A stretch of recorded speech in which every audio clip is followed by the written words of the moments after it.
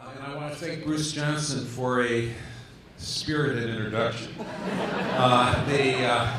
Revealing some of the past facts of my life, I'm a little bit embarrassed. It is true that when I went out to the backyard and we had just gotten a set of encyclopedias that for the first time we had in our household, reference books that had the results of the 1950 census.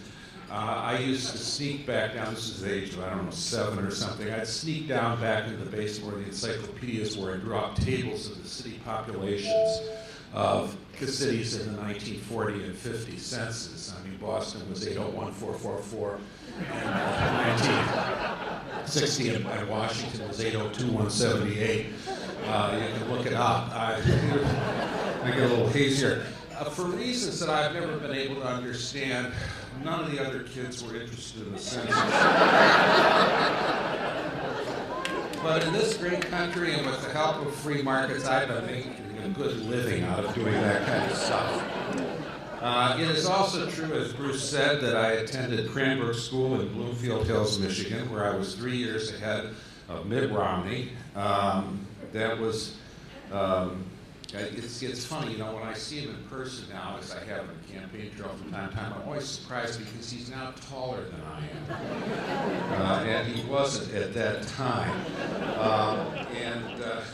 And it's true that my long road up from liberalism to conservatism, as I would see it, started in part when I was an intern in the office of the mayor of Detroit in 1967, the summer when we had a 6-day riot in Detroit, which 40 people died, and I've sort of seen what's happened to Detroit since, which was 1,849,568 in the 1950 census, and is now down to 733, 711, so or thereabouts. So that was at one point things were so disorganized that I was the third person in the meeting between Mayor Jerome Kavanaugh of Detroit and Governor George Romney, Mitt Romney's father. So, and it's true, I've been writing this book, The Almanac of American Politics, for many years, going back to an edition that was published in the fall of 1971. I like to say that it's highly unusual for the first edition of a book of this nature to have been written by someone at the age of 4. But there we are. So that's my confession hour here. I'm really impressed by the competition that you've had, by the individuals and people that I've been able to speak to here at your reception and everything. And we are here, and one of the things I want to talk about is that we're here just 6 weeks and 1 day before Election Day 2012. We're going to have early voting starting later this week in some of the states, North Carolina and Iowa and so forth. I like to look back, try to put things in at least some historic perspective before getting into the minutiae of the latest polls that we've been getting and all that sort of thing. And I think one of the things I like to do is look at the numbers and look at the voting behavior. And one of the things I've noticed is that in the period from 1995 to 2005, voting behavior in the United States was unusually stable. If you looked at the percentage of popular vote for House of Representatives, which since the mid-90s has been a pretty good proxy for support of the president and his party.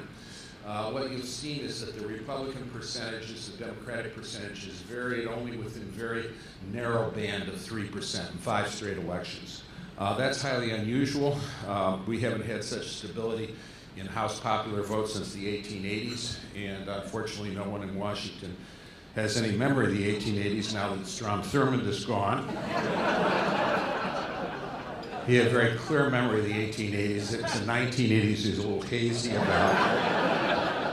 And so that was that was a period I call trench warfare politics.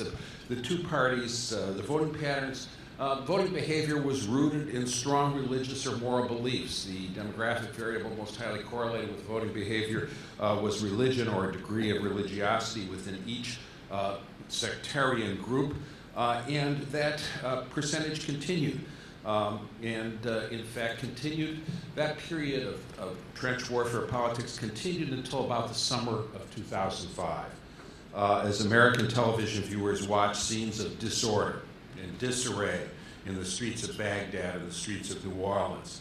And since then, American politics has been what I call a period of open field politics, in which political preferences have oscillated within a historically wide band of 9%, if you look at the popular vote for the House percentages for each party. And we've had record performances for both political parties. In 2008, Barack Obama was elected president with 53% of the popular vote. That was more than any other Democratic nominee in history except Andrew Jackson, Franklin Roosevelt, and Lyndon Johnson. It was more even than Bill Clinton, although I suggest you not bring up that fact if you happen to have a personal conversation with President Clinton. If you take a look at the House popular vote, the House popular vote in the 36 non-Southern states, the Democratic Party beat the Republicans by a margin of 57-40. That's the best the Democratic Party has ever done in the 36 non-Southern states in a House election since they started contesting elections in 1832. So that's a long period of time. It's an historic record. Then in 2010, the Republicans won the House popular vote by a 52-49 margin. And that was their best showing. It was similar to 1994, the best they've done since 1946, equivalent to what they were getting in the Republican heyday of the 1920s. Among white voters, who were 77% of the electorate, a Republican's popular vote margin was 60% to 37%.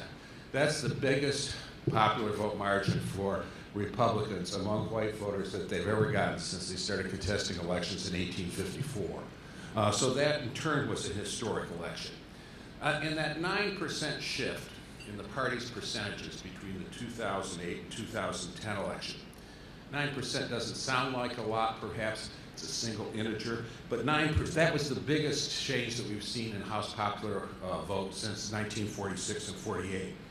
And I think it's significant that in those two elections, Americans were faced with the same basic issue that they were faced with in 2010. With Democrats calling for, favoring, Republicans opposing a vast increase in the size and scope of government. If you go back to Franklin Roosevelt's 1944 State of the Union address, I warned you there'd be some historical perspective here, he called for a bigger government, continuation of wartime wage and price controls, very high tax rates, continuation of government support of unionization, of the union organizing strikes, government provision of most housing and federal aid to education. The thought was then that the private sector really just can't build housing. You've got to have the government step in and do it. And his successor, Harry Truman, endorsed that program. But in 1946, after a year in which there were more labor union strikes than any time in our history, voters responded to the Republican slogan of "had enough" and elected a Republican Congress. President Truman called that a do-nothing Congress. In fact, it did a whole lot. They got rid of wage and price controls. They enacted one of the largest tax cuts in American history, limited union powers in the Taft-Hartley Act, passed over the veto of President Truman, and rejected government control of housing and education. Democrats won back their majority in 48, but most Southern and many Northern Democrats didn't favor that FDR program and did not support reversal of the 80th Congress legislation. And its policies endured, some for a generation, some to the present day, much longer. Pardon me, it's really in that series of elections that Americans took one course while our Anglosphere cousins in the United Kingdom were taking another course after the election of the Labour government in 1945 that nationalized industries. They had the National Health Service and provided other welfare state protections. I just get a little water there, it'd be great. President Obama and the Democratic supermajorities in Congress and their leaders, the Obama Democrats, if you will, came to office with the assumption, and it's a lesson that's been taught by the great popular historians of the New Deal, that economic distress would make Americans more supportive of or amenable to a vast increase in the size and scope of government. I took a different view of the political and public opinion events of the 1930s in a book I wrote called Our Country, The Shaping of America from Roosevelt to Reagan. it's readily, it was a view did not find favor with many people. Last I looked on Amazon, you could buy a copy of the book for 11 cents.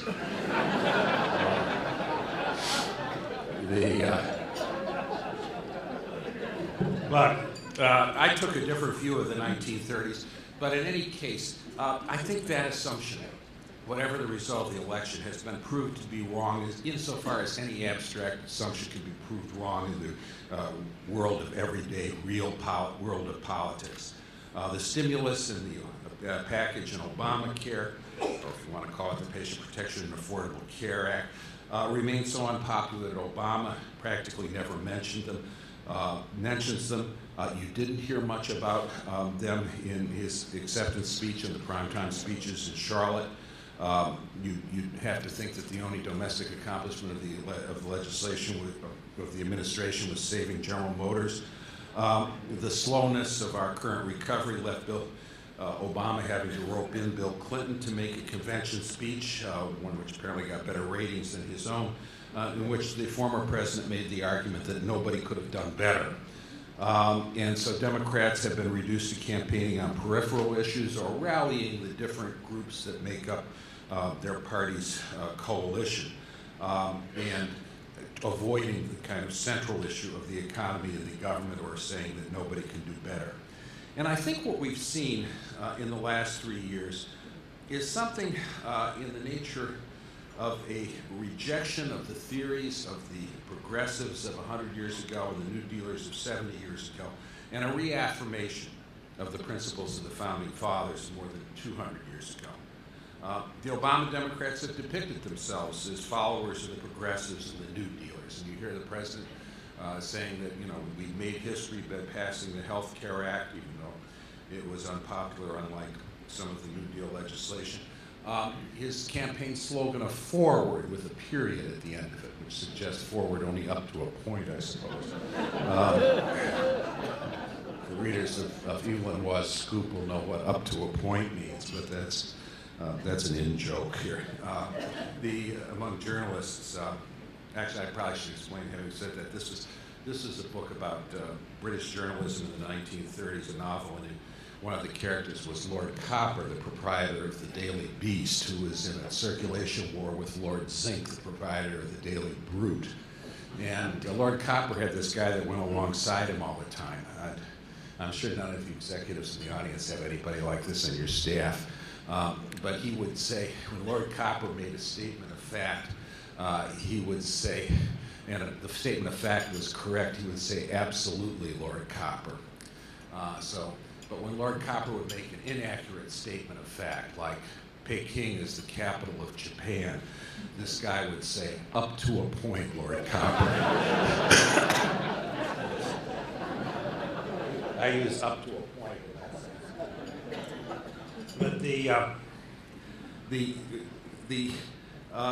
the Obama Democrats have depicted themselves as followers of the progressives and the New Dealers, who proclaimed that in an era of mass production and big business, of the Model T and the assembly line, you couldn't have the kind of government anymore, with limits on government that the Founding Fathers sought to impose, that was horse and buggy philosophy.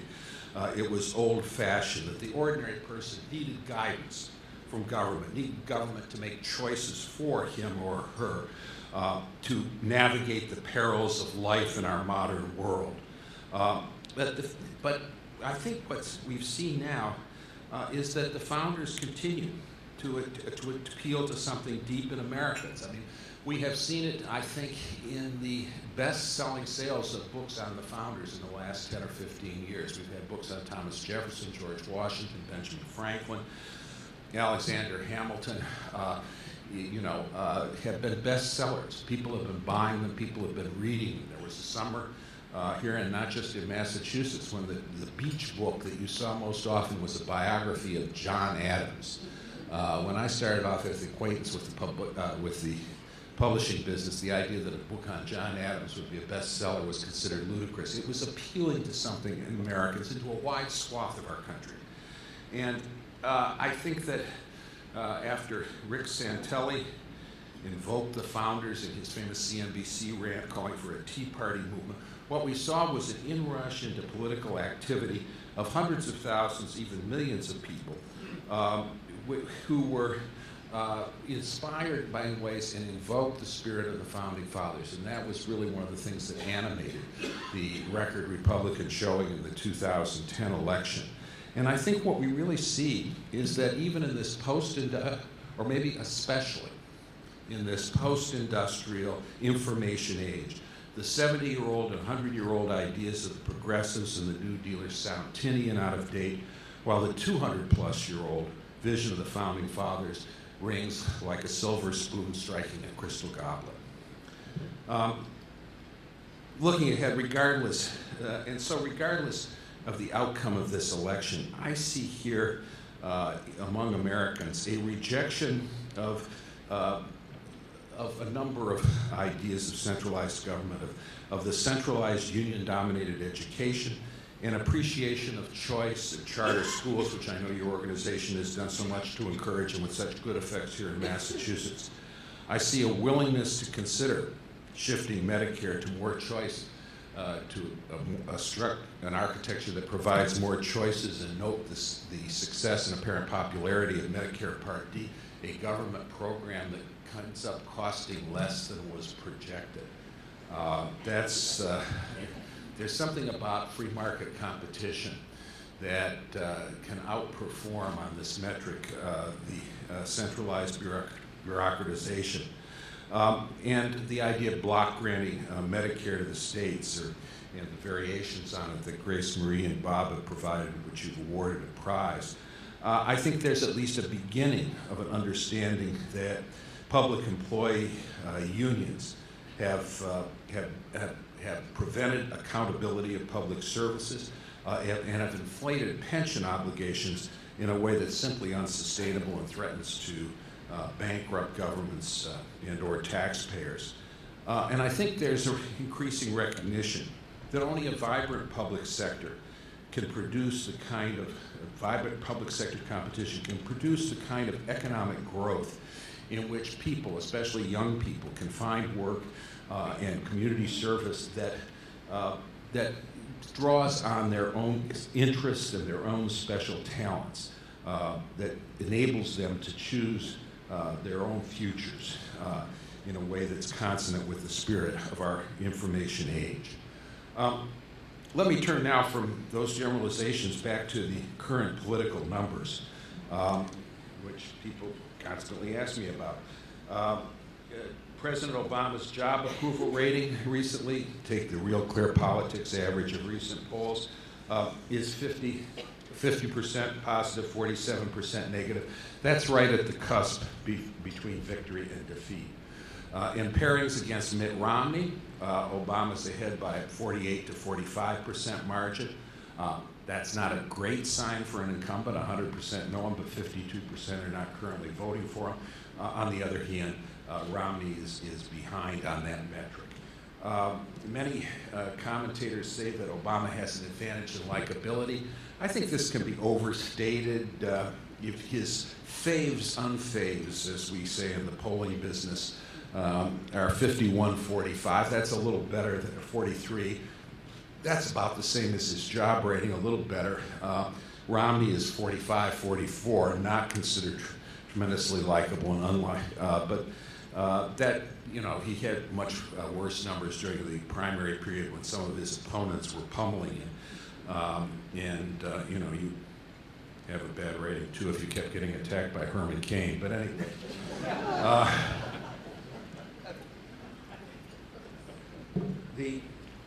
We had the national conventions. For the first time since 1988, both were staged in cities with hot, uncomfortable weather and raging thunderstorms. The Republicans, in their wisdom, had a convention on the Gulf of Mexico during hurricane season. The Democrats, in their wisdom, scheduled an outdoor acceptance speech in a city where on any given summer night it's about as likely to rain as not. And so we had various things. There was no bounce or polling advantage for Mitt Romney, at least none that was perceptible. The only interval between the two conventions was a holiday weekend when polling is pretty problematic. There was probably a small bounce for Obama after the Charlotte convention, but it has left him perhaps slightly ahead. That's the tracking polls now. I think Rasmussen shows Obama up 1. Gallup shows him up 2 as of today's figures. Rasmussen does likely voters. Gallup does registered voters, which is a wider universe. Those seem to be very similar numbers, obviously. In addition, we've had a certain amount of, Romney has an additional opponent, which I will characterize in nasty partisan terms as mainstream media. I think that we've been seeing a lot of tilting of the news stories in line with the interests of the Obama campaign. You had a chorus accusing Paul Ryan of lying in his vice presidential acceptance speech, which was the Obama campaign line, even though I think all of it was accurate. We've had, for a week, the media was fixated on Romney's comment condemning the Cairo embassy statement, with which the Secretary of State and the President evidently, at least at the time, agreed, since they ordered it struck down themselves. And that was a terrible gaffe and so forth. And we sort of media wasn't much interested in why a U.S. ambassador was murdered for the first time in 33 years. And 3 other U.S. personnel were murdered by a mob. They weren't interested in the security breach. They weren't interested in the president who skipped his intelligence briefings on the 5 days before that. They weren't interested in why the president, at a time when we might really want to make sure with foreign leaders that our embassies and our personnel and our diplomats are protected, decided to fly off to a fundraiser in Las Vegas the day after that speech. All we heard about was the Romney comment. I think that's pretty partisan behavior, and the fact that Romney is still in this race is an indication that it has not had its full intended effect. But I think that we're going to get more of these stories and so forth. We had very little media interest in the fact that for a week, the President, the Secretary of State, the President's press secretary, said the attack in Libya was a spontaneous response to a 14-minute video. They've taken another line now because that's obviously palpably absurd. This was obviously a coordinated attack. People enraged by a video usually do not have rocket-propelled grenades at hand to respond with an attack on the U.S. Embassy. Another thing that you read in the media that has more to say about it is that this election resembles the 2004 election, that it's a long, hard slog through a limited and fixed number of target states, that Romney has a very narrow window to get to a majority of 270 electoral votes. I think if you look at the national poll numbers, that comparison seems plausible. When you look at the background of the 2 elections, it raises some doubts in my mind as to whether or not it's inevitable that that analogy is going to follow through.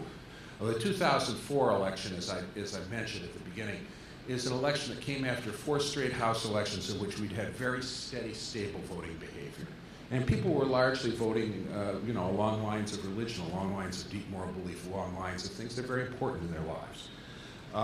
And that election and the 2004 results, indeed, for both President and House popular vote were within that same narrow band that we had the 4 preceding House elections. This election has obviously comes at a time when we've had widely varying results, when voters have responded to events, when issue focus has changed, when different and new people come upon the scene. And so I think there's at least some possibility of some changes. And in fact, we've seen the list of target states change over the course of the year. Missouri and Indiana, which were very close states in 2008, are off the target list this time. They look safe for Romney. Wisconsin, 14 points for Obama last time, is very clearly on the target list now. The president was just there. In fact, he spoke at a 5,000-seat arena in Milwaukee. There was an overflow crowd of some size. The Democratic mayor told the press that there were 18,000 people there, so that's what they wrote. It doesn't appear that there were 18,000 people there, but in any case, that's a change in the polling. So, you know, if you look at 2000, 2004, 2004 results can be predicted by looking at the 2000 results. They're not much different. What we've seen now is that some states have tilted more Republican, while other states have stayed fairly solidly Democratic. I think what favors the Obama campaign mostly is that in 3 of his closest states in 2008, they've obviously spent a lot of money, time, volunteer effort, campaign commercials on elections, and those numbers, if the current polling for Obama in those states looks a lot like his 2008 percentage. And I'm speaking of Florida with 29 electoral votes, Ohio with 18, and Virginia with 13. If you look at Florida was a 3-point Obama state last time. It's a 2-point Obama state in polling now. Ohio was a 4-point Obama state last time and a 4-point state now. Virginia was a 7-point state then. It was the only state to vote the national average when you round off percentages. It's the 5-point Obama state now. And that means that Romney needs to turn at least 1 or 2 of those states around and to regain that advantage. I think I can report that his campaign, I spent a little visit to the Romney headquarters this afternoon. I think they feel fairly confident about Florida and are more puzzled by Ohio. I think if you look at the other electoral votes, what you see with some of the other target states, though, is that the Obama numbers, current polling as compared to 2008 election, have come down a lot more. That's true in Colorado, Iowa, New Hampshire, Nevada, Wisconsin. It's true in Michigan, although that does not seem to be within range for Romney as Wisconsin might be. I think that, to just summarize, I think that Romney has more than one avenue to get to 270 in the electoral vote. I think that it's accurate to say Romney is not ahead in this race. If any candidate is ahead, Obama is ahead. But also that this election is still close. It's within reach for Romney, and that's true whether you're looking at national numbers or looking at the Electoral College. I think that we have other things that can affect the outcome. Obviously, that we're going to have debates starting on October 3rd. We saw the 2 nominees on 60 Minutes last night, where the president characterized recent events in the Mideast as bumps in the road, which I thought was sort of not a focus group tested characterization, to put it that way. The media was fixated all week on Romney's quote. I think there's other things that, I think that the events in the Mideast are potentially more of a problem for Obama than that kind of coverage indicated. Yes, when America's under attack, people tend to rally to the flag and to a president showing strong leadership. But there's also, I think, an idea that voters don't like the idea of things being in disarray, of things spinning out of control, whether it's an economy spinning out of control or attacks on America spinning out of control. I think that, whether events in the Middle East will come to be seen as that is not clear, but Obama in 2007 told us that if he was elected, the Muslim world was going to think very differently of the United States, and the implicit promises that we are going to be loved. Those pictures, and I haven't been steeled myself to look at the picture of the ambassador's body being dragged through the street, but those pictures suggest that promise hasn't been kept. And I think it's one that tends to undermine his candidacy. Whether fatally or not is unclear. Probably not as yet in any case, but nonetheless, it's not helpful to his candidacy. We all remember, or many of us remember, that in 1980, Jimmy Carter led Ronald Reagan in polls much of the time. In that election, Carter's job rating was buoyed up by the different efforts that he made to seek release of the hostages in Iran, which was an attack, obviously, on ourselves and a violation of diplomatic immunity and therefore an act of war, much more explicitly than the events so far have been in the Middle East. the voters were wary of Reagan. He came on with the, in that debate the Tuesday before the election, 7 days before the election, when he came up with that original line, "Are you better off than you were 4 years ago?" Actually, this is a little history that I learned in reading my book, writing my book, Our Country. The line isn't original. Go back to a June 1934 Franklin Roosevelt fireside chat, and Roosevelt says, in judging the effects of our recovery, how our recovery program has worked, you might want to ask yourself, are you better off than you were last year? Are you better able to feed your family? Are you able to pay your rent and so forth? 1934, Reagan was a radio announcer. He was a big fan of Franklin Roosevelt, for whom he voted 4 times.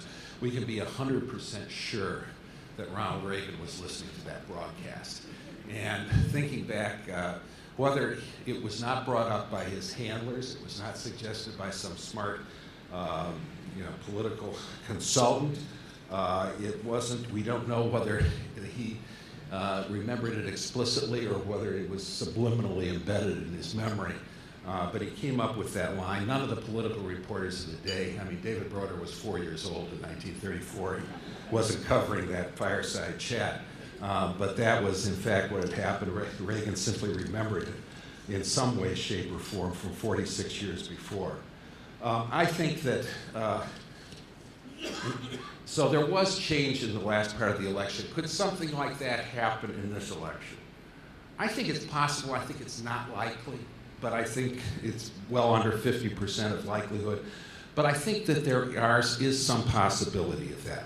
I believe that Barack Obama was helped in 2008 by a widespread feeling that as an abstract matter, it would be a good thing for Americans to elect a black president.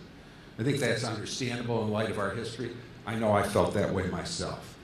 This year I sense that many, perhaps most voters, think it might be a bad thing for America to be seen rejecting the first black president. Again, understandable in our history. That's an unquantifiable factor. I can't think of polling questions that would, definitively isolate it or quantify it. I think it helps to explain his positive likability things. And I think it may be buoying up his job rating despite the sluggish growth of the economy in opposition to many of his major parties. So it's possible that that factor, that voters could decide, who feel that way, could nonetheless decide otherwise.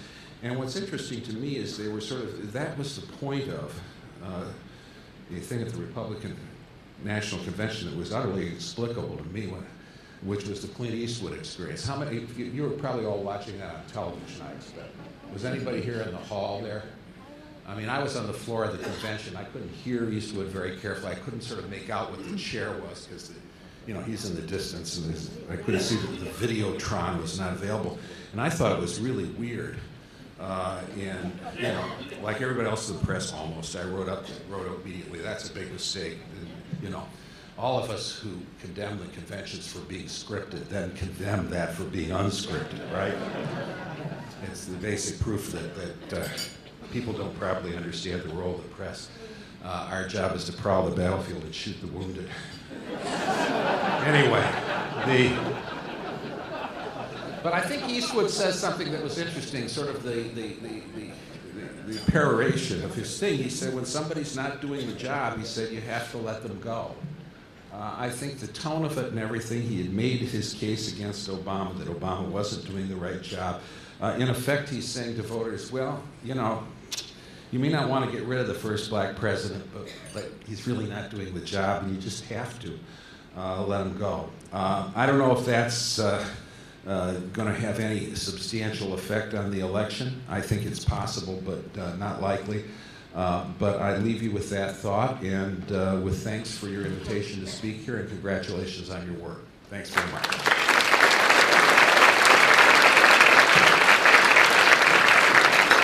Good.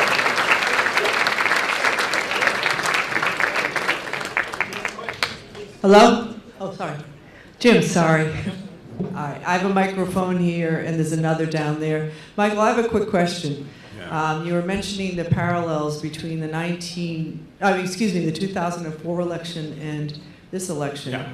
I see actually more parallels between the 1980 election and this election, whereas we have a bad economy, gas prices are up, Middle East unrest, and actually I think Reagan back at that time was 6 to 9 points down at this point, right before the election, and actually won.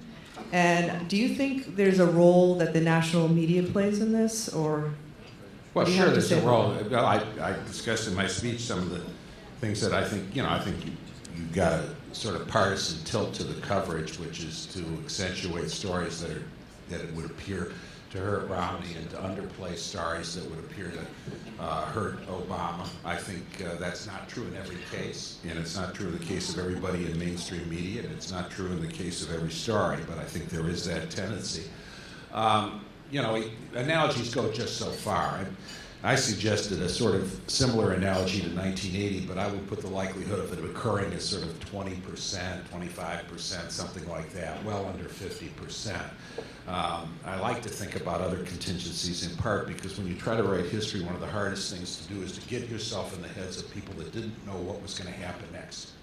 What did the world look like to Americans on December 6, 1941?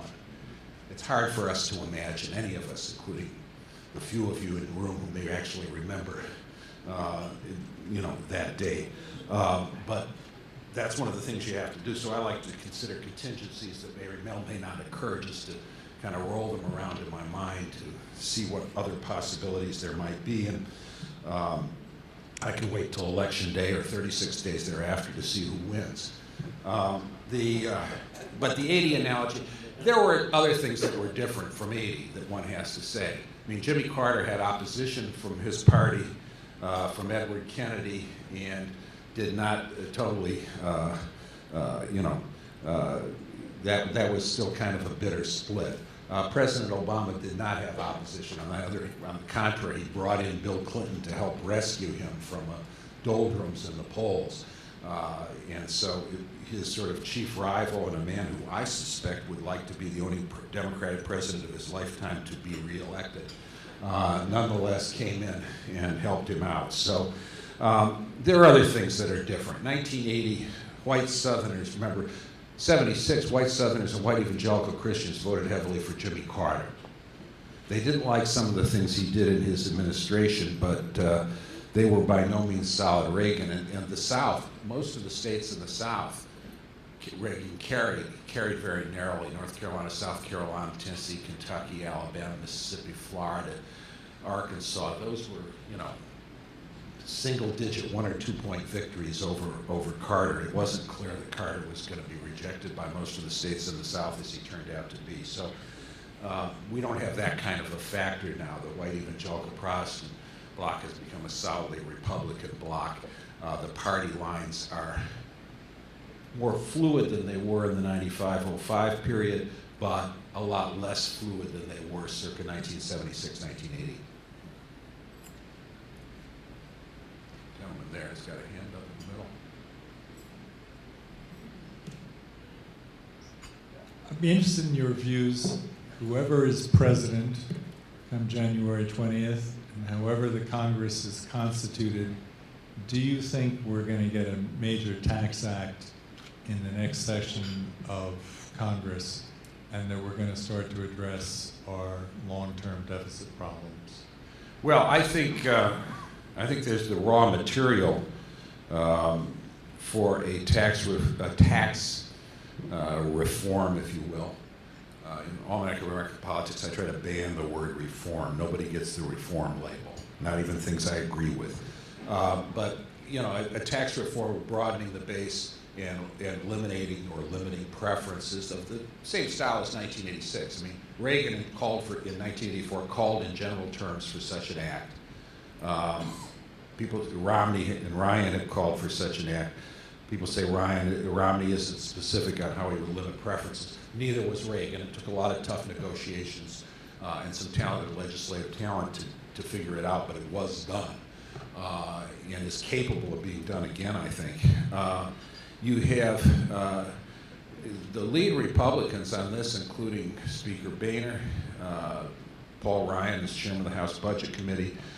Senators, the Republican senators on the Super Committee and the Gang of Six, and Romney and Ryan have all agreed that you should have this kind of a tax cut. And they explicitly say, as Romney and Ryan have said, that one of the things you get is you get more revenue from high earners because while their tax rate would go down, you would get limits on their deductions. So, you know, those of you who are carrying $1 million mortgages in order to have a big interest deduction, you might decide you want to pay some of that mortgage off because you're not going to get as big a deduction anymore, and that sort of thing. So Republicans have agreed to, quote, more revenue. Obama is insisting on higher tax rates. We had a discussion at the table. I think if the Republicans maintain majority in the House, and although recent numbers show the Democrats having more of a shot than many of us thought they would have, I still think the large likelihood is Republicans retaining a majority in the House. I think they're simply not going to vote for higher tax rates. And we'll go over the cliff if Obama is president and continues to insist on it. I think that if he goes along with the way that a lot of Democrats have gone on, I mean, Senator Mark Warner, for example, whom I heard discuss this at the Democratic National Convention, who I believe has spoken to the Pioneer Institute, and many Democrats, Senator Ron Wyden of Oregon and so forth, are not insisting on higher tax rates, but are looking at this same kind of proposal. So I think there's, you know, a bipartisan feeling that basically, you know, our tax code, you reform it, you purify it, you get rid of a lot of the special preferences, and then over the next 25 or so years, it gets encrusted with them again. You got to clean the barnacles off the ship once again, and it's about time we do it. And that you can get better revenue flow, more revenue, and I would say a less volatile revenue flow if you do it this way. I mean, one of the problems with having high tax rates, you can go out to California and find out, well, you know, they have, you know, a capital gains tax in California, and gee, in 1999 they were bringing in something like, you know, $22 billion from it, and then when the tech boom crashed, it went down to about $2 billion. That's called a volatile revenue stream, and particularly if your legislature is inclined to spend all the money it gets every year, you're going to have some severe public policy problems, and that's one of the problems that you get if you go too far in the direction of progressive taxation or high tax rates. You know, California, apparently, their budgeters think that they lost $2 billion because the Facebook Facebook rollout didn't work out the way they expected it to.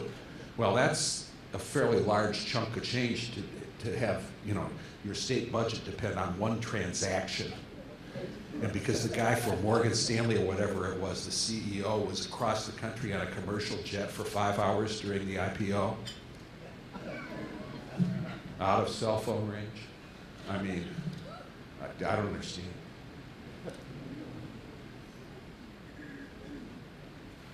In your analysis of historical trends in polling, how do you take into account the scope of the impact of social media over the past decade to 2 decades? The answer is with difficulty. How do you take account of the social media? Because, you know, polling, in some ways, it's a more sophisticated instrument. We know more about it. Ordinary people reading newspaper articles understand margin of error now. They understand that you're not predicting a result, you're showing its footprints. You know, political reporters didn't know that in 1970. Ordinary people have learned that. Learning is cumulative in a society sometimes. But, you know, the Pew Research Foundation, which does a lot of polling, it's reported that they're only getting 9% of the people they call to follow through. And there's the question also, do you poll cell phone only people who tend to be younger, more democratic, and to what extent do you poll? The very decision on how many of them you include in your sample is a decision that's not subject to the ordinary disciplines of polling as to randomness, because you're making a decision on how many calls to make, because you can't do robocalls to legally. There's a law against doing robocalls to cell phones. So the answer is there's some, you know, are we getting skewed samples? Some Republicans and conservatives now are saying, look, these samples, a lot of these polls, particularly the ones that show Obama up 8, 10 points, whatever, 7 points, these are samples that have party identification that's more Democratic than 2008. I mean, if the 2008 party identification, according to the exit poll, as the figures were massaged to get to the actual result, was 39 Democratic, 32 Republican, a 7-point Democratic edge. In 2010, it was 35-35, even. They say, well, they're now getting a 10 to 12-point Democratic edge. That does sound like too much. On the other hand, there's some evidence that Democrats' enthusiasm of Democratic voters increased apparently in response to the Democratic convention. I think that's a plausible thing that may well be happening, which would tend to give you, that would mean more Democrats would pass through the registered voter or likely voter screen and would qualify to take the poll, and you would get more Democratic Party identification in the poll. So that's something I'm not certain about, but I think that's a possible hypothesis. On the other hand, some of these polls may really be too Democratic. You don't get too many polls that are too Republican, and I'm not sure why. Although it's not, the exit poll, you know, late Warren Matofsky really invented exit polls, and I've worked with Warren when he was doing exit polls in Mexico and Russia, as well as in the United States. Did a study after the 2000 election of the exit polls, and they found that actually Massachusetts, with all your universities, is a place you particularly appreciate this. They found that the biggest WPE is within precinct error. That's the difference between how the people at the polling station actually voted, tabulated by the election officials, and what the people that were supposedly randomly picked, you know, every nth person to take the exit poll polled. The biggest within precinct error came in precincts where the interviewer was a female graduate student, which is probably about an 80% Democratic voting demographic. I leave you with that bit of information to make of which you will.